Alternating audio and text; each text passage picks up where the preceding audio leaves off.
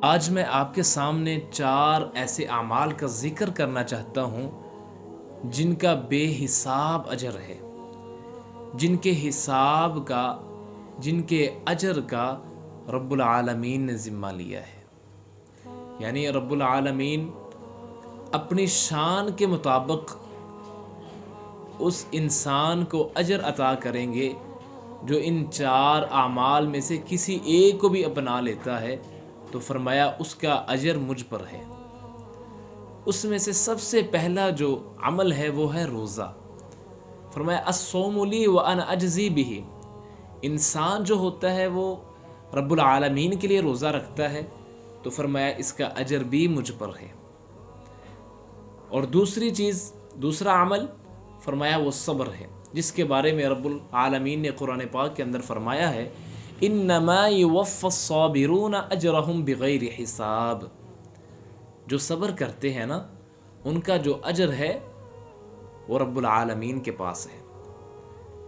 رب العالمین کی طرف سے آزمائش آتی ہے، پریشانی آتی ہے، تکلیف آتی ہے، گھریلو پریشانیاں آتی ہیں، دوست احباب کی طرف سے آتی ہیں، مالی آتی ہیں، جانی آتی ہیں، ظاہری باطنی آتی ہیں۔ یہ ساری مصیبتیں، پریشانیاں انسان کو لاحق ہوتی ہیں، وہ اس پر صبر کرتا ہے، تحمل کا مظاہرہ کرتا ہے، وہ اپنے رب کی ذات پر سب کچھ چھوڑ دیتا ہے، اور اس کی زبان سے فصبر جمیل کا لفظ جاری ہوتا ہے۔ میرا تو صبر ہی اچھا ہے، جس طرح حضرت یعقوب علیہ السلام نے کہا تھا فصبر جمیل واللہ المستعان علی ما تصفون۔ اور جو انسان صبر کرتا ہے، فرمایا اس انسان کا جو اجر ہے، اس انسان کے عمل کا جو رب العالمین نے اجر دینا ہے، فرمایا وہ میرے فرشتے نہیں بلکہ میں خود اس انسان کو اجر دوں گا۔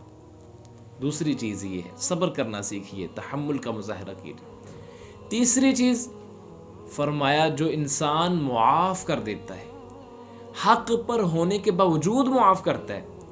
اب ایک انسان ہے، اس کے ساتھ دوسرے انسان نے زیادتی کی ہے، اور اس کو پتہ بھی ہے میرے ساتھ وہ زیادتی کر رہا ہے، لیکن وہ رب کی رضا کے لیے اس بندے کو معاف کر دیتا ہے، اور اوپر سے وہ اصلاح بھی کرتا ہے۔ فمن عفا واصلح فاجرہ علی اللہ۔ ایک تو معاف کر دیا اور اصلاح کرنے والا، اور فرمایا کہ اس کا جو اجر ہے وہ رب العالمین پر ہے، رب کی رضا کے لیے معاف کرنے والا۔ اللہ اکبر۔ تیسرا عمل یہ ہے، معاف کرنا سیکھیے۔ جو رب العالمین کی مخلوق کے بندوں کو معاف کرتا ہے، رب العالمین کی مخلوق کو معاف کرتا ہے، رب العالمین اس بندے کو معاف کرتے ہیں۔ اور ویسے بھی اللہ رب العالمین معافی کو پسند کرتے ہیں۔ جو اس کے بندوں پر رحم کرے گا، جو اس کے بندوں کے ساتھ اچھا سلوک کرے گا، ان سے درگزر کرتا چلا جائے گا، تو رب العالمین ایسے بندے کو پسند فرماتے ہیں۔ اور رب العالمین کو ایسا بندہ اتنا پسند آتا ہے، فرمایا اس کا بھی اجر جو ہے وہ مجھ پر ہے۔ چوتھا عمل، برداشت کرنا سیکھیے، اپنے اندر برداشت لے کر آئیے۔ دو صحابہ طنز کرتے ہیں، مذاق اڑاتے ہیں، گھر کے اندر ہے، باہر کے اندر ہے، دو صحابہ کے ساتھ بیٹھتا ہے، وہ طنز کرتے ہیں، یا کوئی ایسا آدمی آپ کو الٹے ناموں کے ساتھ پکارتا ہے، آپ کا مذاق اڑاتا ہے، آپ کو اس سے تکلیف ہوتی ہے، پریشانی آتی ہے، لیکن آپ برداشت کرتے ہیں، اپنی زبان سے کوئی بیہودہ لفظ نہیں نکالتے، کوئی ایسا کلام نہیں نکالتے جس کی وجہ سے رب العالمین ناراض ہو جائے، آپ برداشت کرتے ہیں۔ فرمایا ایسے بندے کا بھی اجر رب العالمین کہا ہے۔ جس طرح رب العالمین سورۃ قلم کے اندر فرماتے ہیں نون والقلم وما یسطرون ما انت بنعمت ربک بمجنون وان لک لاجرا غیر ممنون۔ ہمارے پیارے پیغمبر جناب محمد الرسول اللہ صلی اللہ علیہ وسلم کو وہ مشرکین مکہ کہتے تھے نا، معاذ اللہ، کہ آپ تو مجنون ہیں، معاذ اللہ آپ تو پاگل ہیں، آپ تو دیوانے ہیں۔